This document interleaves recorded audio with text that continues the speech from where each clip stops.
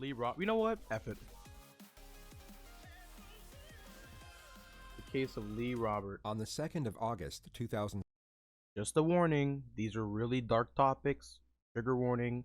These can get serious, like death and murder and all that. So 17 at approximately 5:15 p.m. 21-year-old Savannah Gold left her parents' home and drove to San Jose Boulevard in Jacksonville, Florida. She had a 5:30 shift at the Bonefish Grill, a casual seafood restaurant where she worked as a waitress. But on this occasion, she never showed up. It was a fairly quiet Wednesday afternoon at the diner. Her absence wasn't too much of a strain, so the on-duty supervisor simply took her hours off the roster for that day and thought nothing else of it. Suspicions only arose roughly 1 hour and 15 minutes after Savannah had left the house, as her father received a text message from her phone number. I just hinted to tell you, I just wanted to tell you, and Mom, I met a really great guy. We are running away together. I love him. We are leaving Are we leaving too? I'll call you later when we get to swear. What?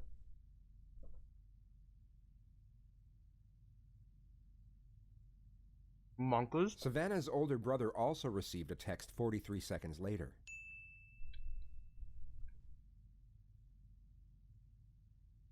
Although both texts came from Savannah's number, her family knew right away that something wasn't right. She had just left the house in what appeared to be very high spirits, but now proclaimed to be running away with an unidentified man without packing so much as a change of clothes. Not only that, but the text messages were riddled with errors and composed in a completely different way to how she would normally write. Her phone was switched off when they tried calling just minutes after receiving the texts, so they immediately called her place of work and found out that she hadn't shown up. It was at that point they called police and filed a missing persons report. Savannah had been gone for less than 2 hours. Roughly 40 minutes later, her car was found unlocked and abandoned in the Bonefish Grill parking lot, and the only thing missing was her phone. Her wallet, ID, and a number of other valuable items had not been taken. Investigators went through the parking lot surveillance tapes and discovered what would then become the primary piece of evidence for the case. The majority of footage remains undisclosed to the public, but a detailed description of what occurred has already been released. What we know is that Savannah parked her car and stepped out of the vehicle at exactly 5:31 p.m. She then walked over to another vehicle and conversed with the occupant for 14 minutes through the driver's side window. She then got into the back seat of said vehicle at 5:45 p.m.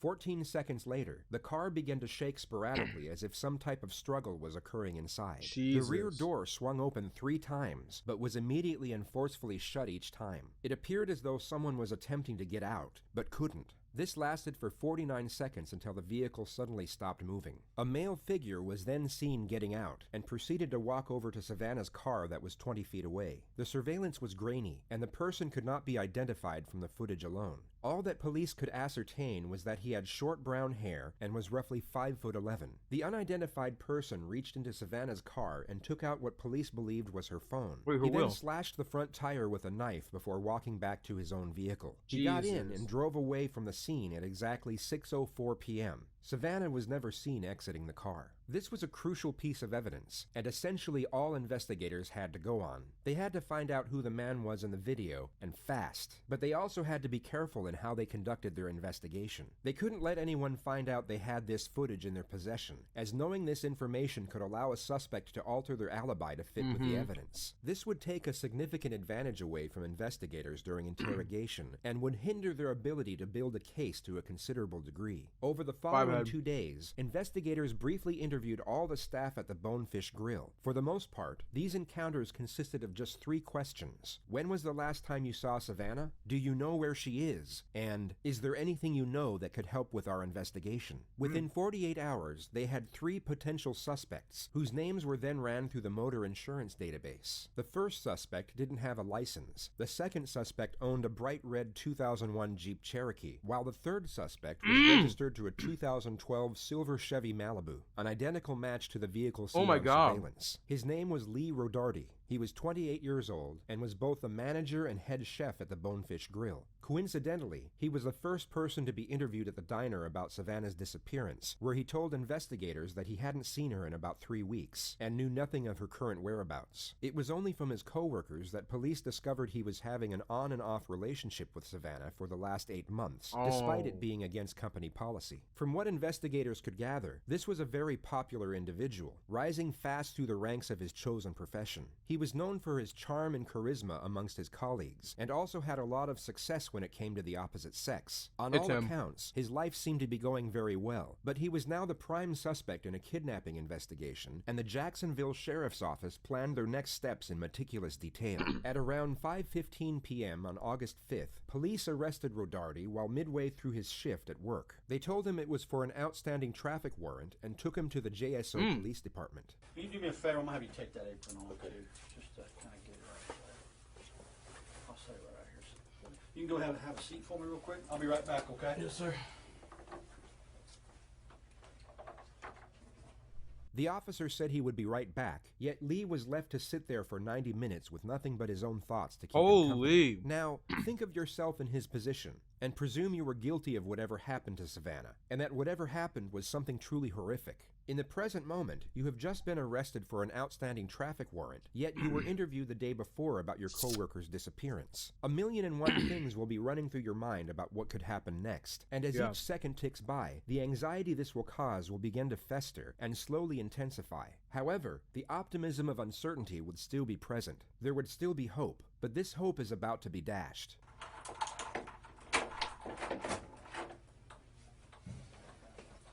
The sound of the door opening would have been a pleasant relief from the monotonous cycle of Rodarte's own thoughts, yet this brief moment of alleviation would have instantly converted to shock as Detective Ray Reeves walked through the door, the same investigator who had interviewed him about Savannah the day prior. Hey, man. How you doing? Good, good. You remember me from the other day, Detective Reeves? Okay.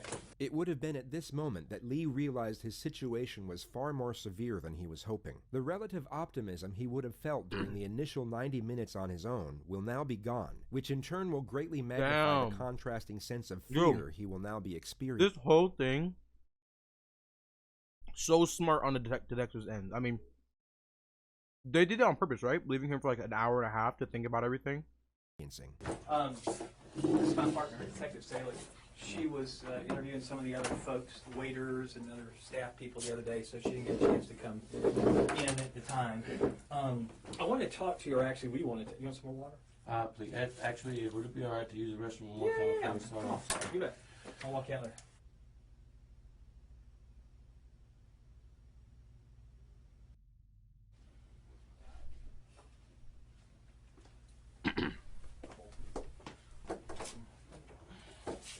You want some water? Please. Okay. Be all right. Yeah. Water.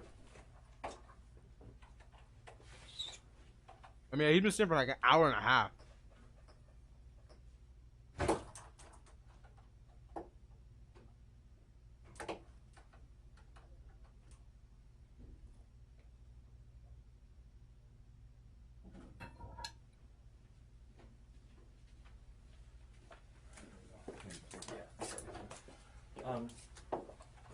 Like I said, I want to kind of go over some stuff. I know we talked the other day just for a few minutes, and I had some concerns about a couple things.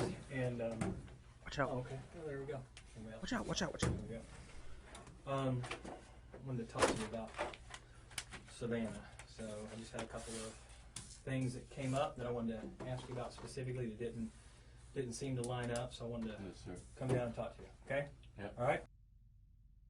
Did you drink any alcohol today? Any drugs today? I took in Adderall that my buddy gave me. Okay. Because I was there so late last night. I Yeah, came yeah. in and was super tired. Like, here, take this. Okay. Adderall? Yeah. And do you normally take that? No, I was. I've taken one a long time ago. Like, Okay. I wouldn't say high school. A little bit after high school, but it's been years. Okay. Yeah.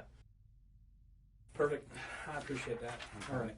So, Savannah, you said that you knew her and you guys had You knew her from work. I mean, just kind of fill me in with that. How long have you known her?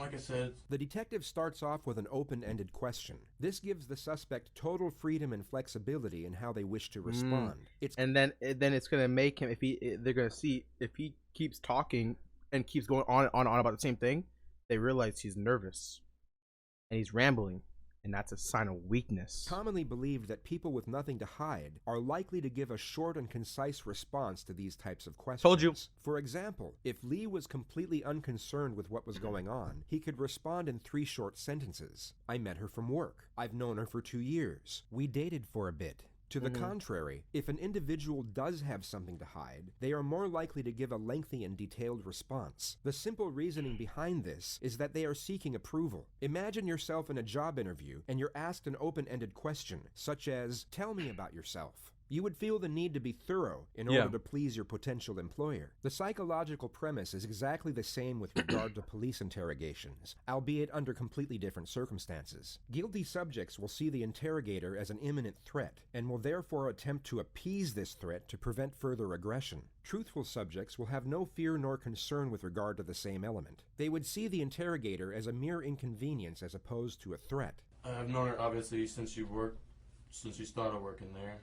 I would say probably about 8 months ago or so, we started hanging out outside of work. And at the time I had a girlfriend. But we kind of connected, me and Savannah. So we hung out a little bit here and there. Got pretty close. We come from, I guess, somewhat similar backgrounds, I guess you should say. Okay. She didn't have it the best growing up, neither did I. So we kind of connected and hung out for a little while. And then she started using drugs a lot. Okay. Now, I used them with her, not the same drugs that she used all the time, but I did them with her a couple times, and then she started to get heavy into them. And oh, gotcha. Okay. so I kind of just tried to take a step back and, put things off. Probably a month or so ago. Jesus, dude. This is one question, by the way. 2 minute response to a one question. I saw Savannah at work. And she looked healthy again. She gained a little bit of weight, and just friendly talk at work. Telling her, hope everything's been good. And she told me, that I guess she did a lot of drugs and ended up in the hospital. She ended up missing I want to say a couple of days, 3 or 4 days from work. Oh, okay. So obviously, me being pretty close to her, I was concerned and everything. But after she came back, she looked good, and she ended up telling me that, I guess, over those 4 days, she detoxed pretty well, and she kind of caught a, new sense into why she shouldn't do some drugs so much. Okay. And like I said, she looked good. She started looking healthy. So we kind of were talking, here and there. We hung out. Jesus a couple times. Christ, She man. came over to 3 the house minutes. And, we just kicked back, drink a couple beers, watch movies, stuff like that.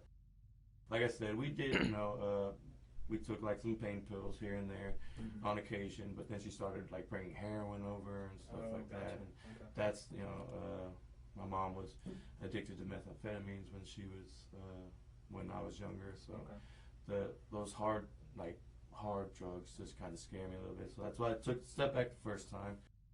I ended up telling her, I was like, hey, for one, I'm dealing with a lot of personal stuff myself right now as it is. I'm a little depressed. But I think we're moving too fast. I think we should, stop talking. Okay. And she said, I understand, it's completely fine, no problem. And right now, he's literally just egging him on. He's like, yeah, just go for it. Yeah. He's just letting him ramble because that's what he wanted. He wanted to see how She said, I'll delete much your he was gonna number, talk. I'll never text you again. And that was the last time that we text. Okay. When was that? When was that? It was probably 2 or 3 weeks ago. Okay. Sometime in 5/23. July. Jesus. Right. Yeah, and I think that's one of the things you said was that was the last time that you had contact with her Yes. as far as, I don't want to put words in your mouth, so I mean, you correct me. That was at the any last time that I texted her. Yeah, text or a phone call or a messenger Yeah. or anything like that. 2 to 3 weeks ago. Yeah, okay. And then the last time, when was the last time you saw her? This is what I was a bit. I didn't tell you the truth when we talked up on Fish. Oh. Okay. Lee doesn't know the extent of the evidence, but he knows the investigators have something, and he now has no choice but to amend his alibi to some degree and give some form of admission. This allows the investigators to get one step closer to a confession, while also keeping the capacity of the evidence hidden until a more critical moment. Last time I saw her was Wednesday afternoon. Okay. I heard that she has been basically telling a lot of people at work that we hooked up a bunch, like a couple days before that, and that she was going to like. Look how nervous he is. Look at about his the whole leg. situation, and, you know, try to get me fired. And Now, things why like why that. would that get you fired? Well, I don't know. I'm a manager and she's an employee. So Okay, so you guys aren't supposed to fraternize? Yeah. Or, okay, I got you. And she just told people, I guess, that she was out with that work at the restaurant that we were having sex. Okay. I pulled in the parking lot. She pulled in a little bit after me. I parked, and I said, "Hey, can I talk to you for a second?" And she said, "Yeah, what's up?" And I was like, "I heard you've been saying some things about me and you continuing to hang out, and you know that we're boyfriend and girlfriend." And she asked me, she said, "Can I come sit in the car because I just did some heroin and I'm a little paranoid." Heroin doesn't make you feel paranoid. It makes you extremely relaxed and oblivious to your surroundings. That's Some true. might argue that heroin can cause paranoia depending on the user, yet Savannah was driving moments earlier and was about to start a shift at work. If she was using, she most certainly wasn't the type to get paranoid. Okay. I said, "Why are you doing that? You know, you're doing really well." You know, I know that Doing because I that." watched Grey's Anatomy. I was Breaking Bad. I meant to say. And so she came and sat in the car, and I explained to her the situation. I told her that servers at Bonefish were coming to me and telling me that you're telling people when you're out that we're still having sex and we're boyfriend and girlfriend. And I said, I would appreciate, you know, I need you to stop because for one, it's jeopardizing my job. We agreed to, you know, stop talking mutually and just move on and, you know, be cordial or whatever. But it was nothing more than that. And she said, "Fuck you, you know, you're a piece of shit." And I said, she said she's going to keep talking, you know, telling lies and stuff about me and everything like that. And at that point, Lee has just tried to cover his tracks as much as possible without giving away anything incriminating. He may have thought a witness saw him at the scene with Savannah and was most likely hoping the verbal argument was the extent of what was seen. He therefore gives away this detail in an attempt to come across as truthful. Yet as we know, the investigators have proof that Savannah never got out of the car, and he's about to lock himself into his second lie, which is exactly what the detectives want. she had her Dude, phone this in is her hand. She crazy. got out of the car and walked towards the main entrance from San Jose. So like if So this is like I wouldn't say she was walking along the edge of the plaza, but she was walking maybe towards this way. And I would say an older model Ford pickup, green, drove past me and around, and she got in. okay.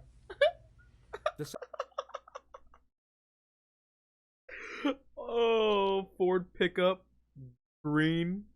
The suspect has now thrown away his best possible defense, which would have been that he drove away from the parking lot with Savannah, and that she got out at another destination where they then parted ways. If he had known about the surveillance footage, this would have no doubt been his revised narrative, but it's no longer possible due to this fabrication. This is now his stated alibi under caution, and any amendments that he might try to make at a later stage will have no credibility whatsoever. So she gets out of the backseat and begins But walking in the direction of not GG necessarily easy, man. paralleling San Jose, but she's walking towards 295 or down towards that entrance area. Yeah.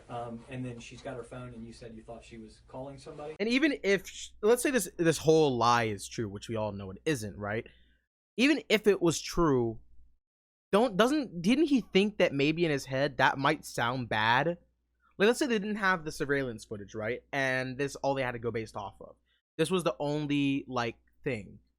And he knew she was missing. That's why they were they were questioning them at the place beforehand. Why didn't he tell them, like, that day when they were asking him that the green Ford pickup was the last thing he saw her in? Wouldn't that be like their best like hey, hey, this is our lead. Wouldn't he want to find her? You know what I mean? Like, they could easily use that against him too. He really didn't think that light through. That was bad both ways. The detective knows this alibi is completely fabricated, so you might be wondering why he's inquiring into it further. The truth is that he's not actually inquiring, only pretending to. The suspect's responses to these questions are of no importance, and the detective is not information gathering. He's simply getting the suspect to let his guard down as much as possible by making him think that he is being believed. As the suspect continues to convey this made-up narrative, his anxiety will slowly diminish. His belief that he is fooling the detectives will increase, and his heightened state of mind will decrease as a result. This is a well-known strategy, and the reason for this strategy is because the detective is about to initiate the first confrontation. He wants to catch the suspect completely off guard. She had it in her hand and looked like, I mean, I couldn't tell if she was texting or not or anything. But she had her phone out. Yeah, his leg's not shaking anymore. And then it looked like she was going to put it up to her ear, and then the green truck came around. Okay. And how long do you think it was between the time that she got out and started using her phone till that green truck pulled up? This goes on for roughly 90 seconds, and Rodarte appears to be considerably more at ease. 295 all the way to Beach Boulevard to Grove Park, and then Grove Park. How long does that usually take you? Depending on traffic, obviously. I think it usually takes me about 25 minutes or so. Okay. What happened to your neck? We see a very sharp and very sudden switch. The suspect is taken from feeling assured to once again feeling threatened. It's believed that when the immediate shift from one emotion to the next is so extreme, a suspect can become disoriented, and their ability to think critically can be affected. In other words, it's much harder for them to think up lies on the spot or fabricate emotion in a convincing manner. Damn. That was self-inflicted, actually. After a long, nervous breath, he takes 3 seconds to respond, yet somewhat saves himself with the answer. The fact he stated his injuries were self-inflicted could give reason for the nervous breath and his hesitation to respond, as self-harm is a taboo subject, and some might be embarrassed or even ashamed to admit using self-harm to lie about you killing Savannah, you motherfucker. The detective recognizes this and immediately puts him back on the spot. Why? I just have been having kind of a hard time. You're not? I couldn't. The first interjection from the female detective. She alludes to the fact that the neck is an unusual place for a self-inflicted injury, essentially I actually have she's seen not it before. buying it, but also refrains from applying I genuinely though have seen like that. It's more unusual for like not a lot of self-harm, but for more like higher like cases. It happens a lot. Pressure, which is being saved for a more pivotal moment at a later stage. Yeah, I did. And what did you use? a knife. When did you do that? Sometime in July. You did that in July and it's still bloody? Well, I kind of peeled the scab here and there at work, hitting it on stuff like that. I peeled it last night working. Probably not the best advertisement for the Bonefish Grill if your head chefs are peeling their scabs off at work. But then again, the wounds are more than likely a fresh injury from his struggle with Savannah, and they hadn't been peeled off at all. And it was coming off a little bit today, so I peeled that a little bit. All right, let me see. But this and this was the same night. This one was just a lot worse. Yeah. Than this one was. Okay. And that was in July? Yeah, I pull off my scabs and put it in the burgers at my food. Like a few weeks back. In my food. Yeah. Okay.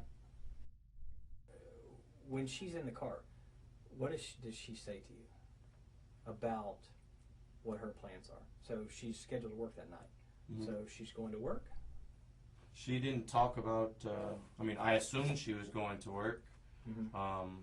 she was in her uniform. But she didn't say, when she got out the car, she didn't say anything after she got out of the car. They further reinforce his confidence by going back to his narrative of the truck and allow him to convey the story in more meticulous detail. They are once again giving him a false sense of security, only to use it against him at the opportune moment. Dude, they are When she taking us gets down a in that roller truck, coaster. She, let's be honest, we won't even call her she, Savannah, okay? Savannah, again, with this picture, if we're using it in the same place, from where your drawing was, they drove over here. You're here, and they drive out over here. Do they stop? Does she get out and go into work? Does the truck keep going? I didn't see once they turned the corner past the ATM. Once she got in and they left, I left. Because I just... Did you run into them on the road anywhere? No. Okay. Did she call you later on or text you later on? Savannah, no. No other contact with her? No. So where's Savannah right now? I don't know. Where would I find her? I don't know. This is a far more aggressive confrontation. Damn. It's essentially an accusation that the suspect is involved in Savannah's disappearance. Innocent subjects will usually reciprocate this aggression and respond to this type of question with a question of their own, such as, "Why are you asking me that?" Or, "What are you trying to say?" They would openly recognize and refute the allegation, most often in a forceful manner. Lee had no emotional response whatsoever. Guys, this is gonna really help when I want to cover up a murder. Like, this is great information. He answered the question with a composed demeanor, almost as if he knew it was coming. It lets the detectives know he was anticipating some type of blunt confrontation. That's my prime. Me motherfuckers in chat talking shit. Definitely. I think time's running out on her. Guess what? I got info. I know what I'm doing. I need to find her. Nice. And here's a couple reasons I need to find her. One is I'm hoping that she's still alive. And that's really, I really do, I'm holding out. Next for time that. y'all talk shit about And my if points. she's not alive, then I think she and her family are due that knowledge. I think I think they need some closure. Because I think the reality is if somebody's, dead somewhere, a parent would want to know. I think, do you have kids? No. Okay, so one day when you have kids, the uncertainty is whatever kind of a person she is. And I'm not about to say what kind of a person she is. Because I'm not making any judgments. I'm saying that this human being is, if she's alive, then I want to find her. I need to make sure she's okay, because several days now she hasn't been around. Things happen to the human body, and people can't stand a lot of things that can transpire. But the other thing is, if she's not, this family deserves better than this. This family deserves better than somebody who works with her and who's got knowledge and won't tell the police. The worst part about this all is that she's most likely dead. And it's sad that that's like the first thought that comes to my head when you see these cases. It's like, you think like, it's hard to really think like, oh, there's a happy ending, Maybe he gives her up. Maybe he does have her captured somewhere because he was pissed off and he did a shitty thing. And, maybe he changes his mind and gives her back to her family and goes to prison for a shorter amount of time because he gave her up and he was honest and blah, blah, blah, this, blah, blah, blah, that. But it's like, no, that's not going to happen. Most likely she's dead, and that's the worst part about this whole thing. Because that's pretty cheap. I'm going to be honest with you. And your feelings in it, I don't really care about your feelings. What I care about is finding her. Rolled! So, where is she? I don't know where she is. I don't really care about your feelings, actually. You don't matter. I need to know where Savannah is. So I can don't let know her family where know. she is.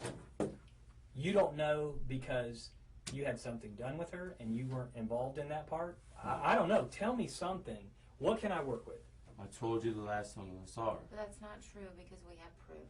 This moment would have been rehearsed multiple times before the interrogation started. The Damn. investigators would have planned who would reveal the surveillance to the suspect, and at roughly what moment. The suspect had been confronted multiple times, and the situation was now fully transparent, yet he continued to maintain his innocence by clinging on to his narrative. It becomes evident that he isn't going to budge, so the female detective takes the initiative. She reveals their final and most substantial piece of evidence for the purpose of maximizing the pressure. We have proof. And that's why we're sitting here, Lee. At this point, we need this for her. I mean, I look at that little girl and I think of my little girl. My little girl who's her age. That's who I think about. That was my little girl, I couldn't imagine. I don't care Oh, what she bro. said about you or whatever, but my That made little me girl was cry, that bro. age. Maybe And you're not telling the truth. Maybe something gets out of hand in the car. I didn't do anything. Okay, you didn't do Okay, anything, but she okay. was in your car. She never got out of your car. She never got out of your car. Lee? We're not saying that you did anything. I'm trying to find her. I didn't say you I did don't know anything. where she is. Well, we can prove that you left with her in the car. So please, do everybody this. a favor and just tell us. Where is she? I don't know. You got to be able to separate. We're not sitting here saying you did anything to her. How do I you don't know. do She's- that, man? How do you sit there? Oh my god. Like, I feel guilty and I didn't even do anything. How do you sit there knowing that you did something wrong, listening to these pleas? They're begging him at this point, like, please, just help us out. Okay, we know what you did. Just give it up. And he's just sitting there like, no, I didn't do anything. I didn't do anything. You guys are... Like, how do you sit there through that? Like, as a normal human being on this planet, how do you sit there and just take that? Oh my god, the amount of guilt I'd feel. God, I do one little thing wrong and I feel immeasurable guilt, and I can't even imagine being in this situation, doing something like this, and not giving in. She's on drugs. Maybe Jesus she Christ, passed. man. I don't know. I'm not in that car with you guys. I know that she's in that car with you. I have proof of all of this. Okay, let me ask you, Lee. Then tell us now if you're being an honest man. Are you being honest? Yes. Okay, well then let's start being honest. She never got out of your back seat, Lee. She never got out of your back seat. Video cameras don't lie. Lee. How do you know? How do you think I know this information, Lee? I wasn't there, but a video camera caught it. Tell me what happened. I don't know. What happened to her? Was it an overdose? Is that what happened? I don't know. I'm not in the car with you guys.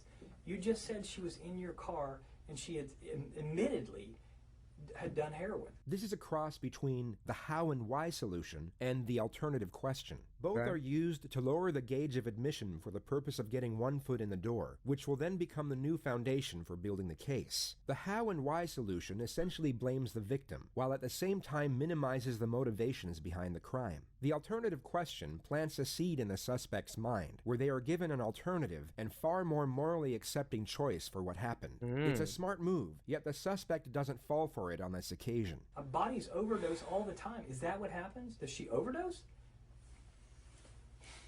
Okay, well tell us when you left with her in the car, because that is what is shown.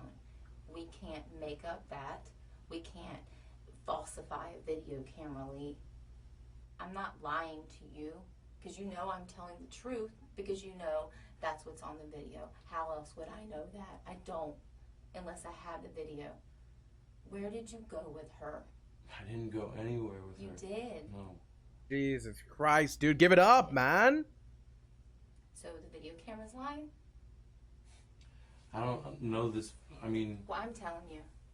The surveillance footage was no doubt incriminating evidence, yet wouldn't close out a case on its own that easily. No, The because they don't investigators have need a enough proof. confession and continue to apply pressure in a relentless manner. They attack the suspect. It's also like super grainy and like kind of like not perfect. You know what I mean? I feel like if you took that into court, it would be enough to say, okay, you know, well, it's definitely a possibility, but is there any other proof? Like, do you have anything else? I mean, is this it? Because we can't really put him in prison for this. You know what I mean? I mean, people get put in prison for literally no, you know, proof. So. character, while simultaneously appealing to his sense of morality. I'm telling you, I'm lying to you. I'm not making that up. That's why I'm so passionate about this. This is someone's child. You might not have kids, but damn it, she's someone's kid. We're Damn fact straight. finders, Lee. I don't have anything personal against you. No, not at all. I mean, it's We're over. just fact finders. tell us We're what just happened. doing Where our is she? job. No. Where did you go with her? Where did you go with her, Lee? Be a human. You're a human. You're a man. Where did you go with her? I know you're He's not that human. cruel That's not human. inside. Seriously. Where did you go Humans with don't her? do that. Maybe you Please. maybe you don't know where she is now. Where did you go with her? Please. I'm begging you, Lee. Please. Please tell us. Please don't do this with waste any more of our time. Just tell us. Sorry about that. My throat got like a frog in it. Please tell us. Please. I'm begging you. I know you're not evil. Just tell us where she is. Oh, it's like stuck in there, bro. I'm begging you. Please. Please. I don't know. Just tell me. So Where I did you knew go it. with her then? Can you At least tell us that. at least tell us that part? Where did you go with her afterwards? She didn't get out of your car, and you know that obviously because I and know we do that. too. That's why we're here. Just tell us where. Where did you go with her? Tell us that. At least point us in that direction. I owe her family. We've been. No one's. We're not saying anything that you intentionally did anything. Just tell us where you went. When y'all left out of there, you went down Claire Lane. You made a left on San Jose, back to 295. Damn. You get up on 295. Okay. Where else did you go before you went home? I mean, I know you eventually went home, I but didn't go anywhere. I went straight home. okay. So what did y'all do when you got home? Savannah was with you. She was with you. And that's okay at that point, but I need to know what. Damn. Where did she go from there? Is she still at your house? No. Okay. Is she still in your car? No. Okay. Well, then where is she? Is she in the ground?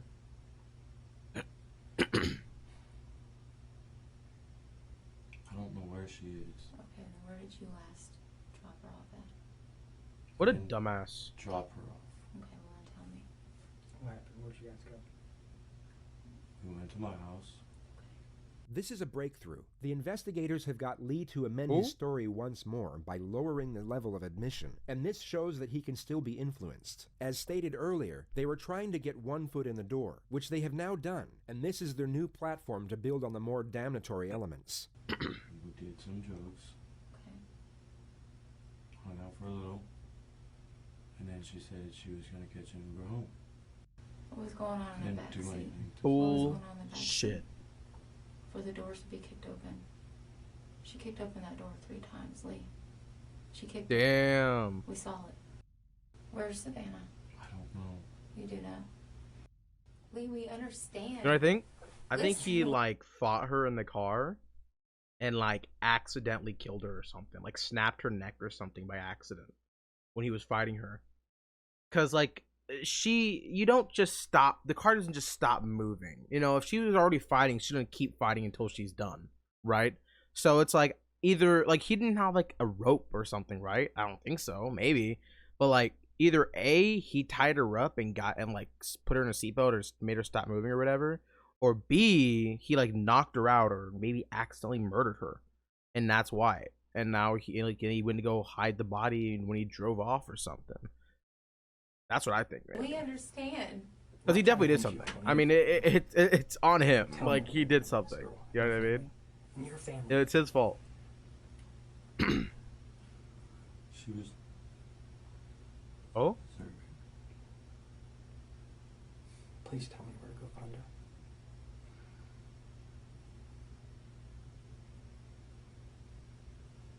That's how people remember you. a hero. I couldn't say with your face.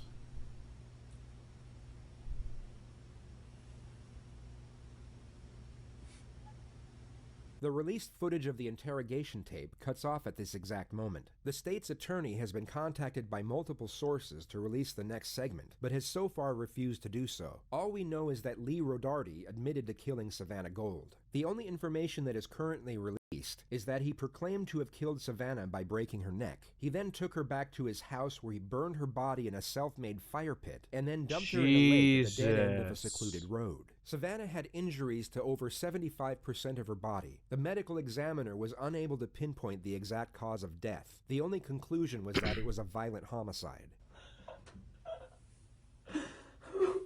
Wait, I need to see this whole thing again. I want to see what he said. All we know is multiple sources. The released footage of the interrogation tape cuts off at this exact moment. The state's attorney has been contacted by multiple sources to release the next segment, but has so far refused to do so. All we know is that Lee Rodarte admitted to killing Savannah Gold. The only information that is currently released is that he proclaimed to have killed Savannah by breaking her neck. He then took her back to his house where he burned her body in a self-made fire pit and then dumped her in a lake at the dead end of a secluded road. Savannah had injuries to over 75% of her body. The medical examiner was unable to pinpoint the exact cause of death. The only conclusion was that it was a violent homicide. Jesus Christ. What a piece of shit, man. So I wonder if he did all that in the car. 75% of your body, that's a lot. The segment of admission was What cut, the yet the fuck? JSO released the footage that came just moments after. It shows a human being experiencing an emotional reckoning so overwhelming, while also trying to process the terrifying nature of his immediate situation.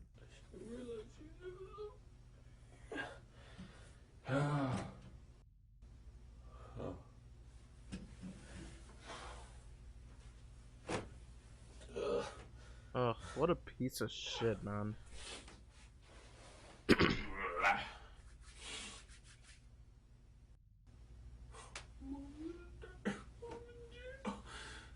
Good. Deserved. Don't kill other people. It's not hard, forehead.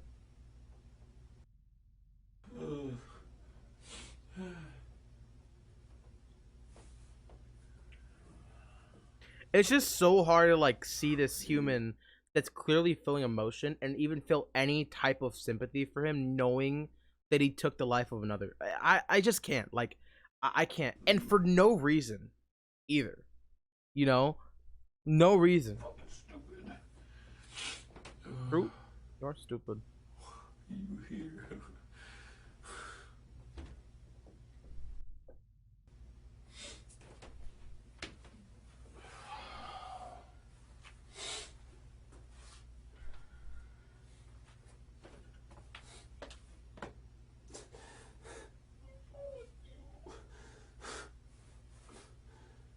Yo, what is he doing? The instant anguish over his decision to confess, combined with the looming prospect of what lays ahead, will have forged a unique emotional distress that very few will ever experience. It's a harrowing sight, and under different circumstances would be extremely difficult for most people to witness. Yet we are now couched within the context of events that led up to this moment, and this will make its observation far more tolerable, but by no means easy.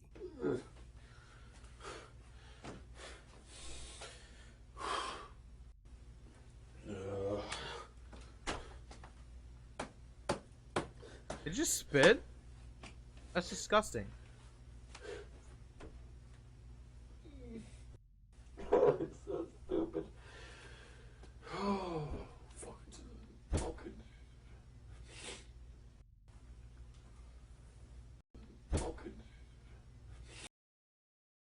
He said fucking hate Savannah. That's exactly what he said. Piece of shit, man.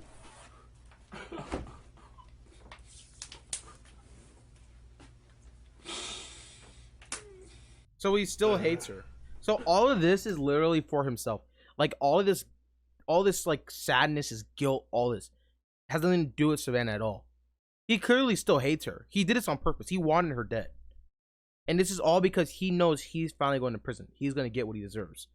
And so now he feels bad for himself and not anybody else in the situation. That's exactly what's going on.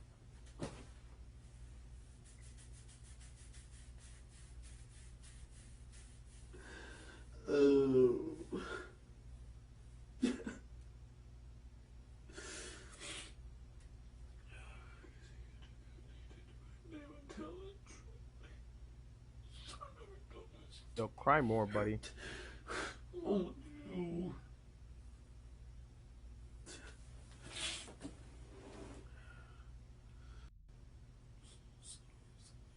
No, you're not.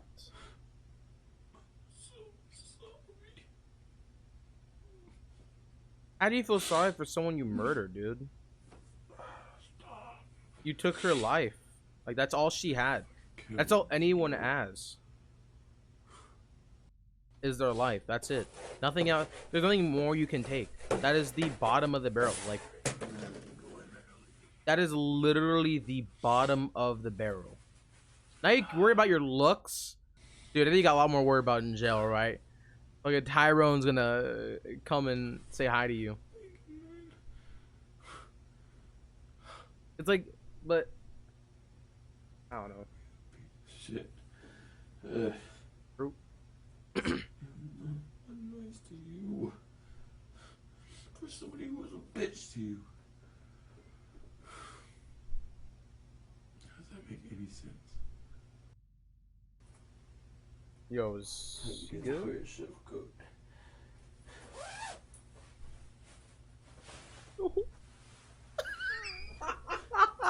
What do you? You get to wear a chef coat.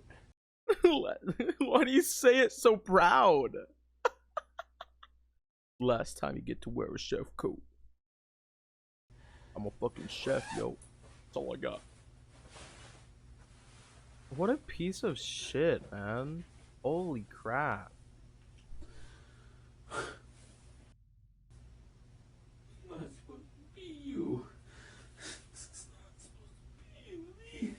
It's supposed to make something of your fucking life. Yeah, this guy's crazy. This guy's literally insane. Holy. Everything. Going places, man. Your fucking head. Could've just told her, leave me alone.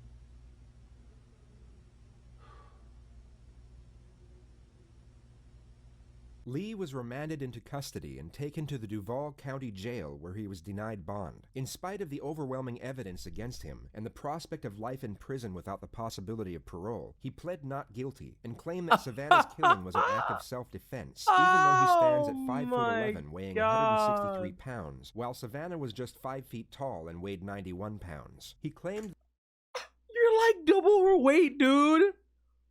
Are you kidding? What? that he was in fear of his life after she slapped him multiple times in the face. Dude, literally, if a 5-foot person came up to me and started like let's say physically attacking me, dude, like on their forehead, just that's all it needs. Like what BS, dude? You know how many like short people just, or like shoulders, you know? Hey, shoulders. It's not hard, dude. Grabbed her neck, felt a pop, and realized he had accidentally broke it, resulting in her death. That's what I said! Look what I said! Him multiple times in the face, at which point he grabbed her neck, felt a Wait. while Savannah was just 5 feet tall and weighed 91 pounds. He claimed that he was in fear of his life after she slapped him multiple times in the face, at which point he grabbed her neck, felt a pop, and realized he had accidentally broke it, resulting in her death. The state's I said that! Attorney's office had no comment on this motion. All they have stated is that this trial is expected to commence during the summer of 2020. Wait, even if that's the case, the person, the forensics person, or whoever was looking at the body, said 75% of the body was like attacked. A neck snap death. He did more than that, for sure. Ugh. What a piece of dookie. Shit, man. Holy.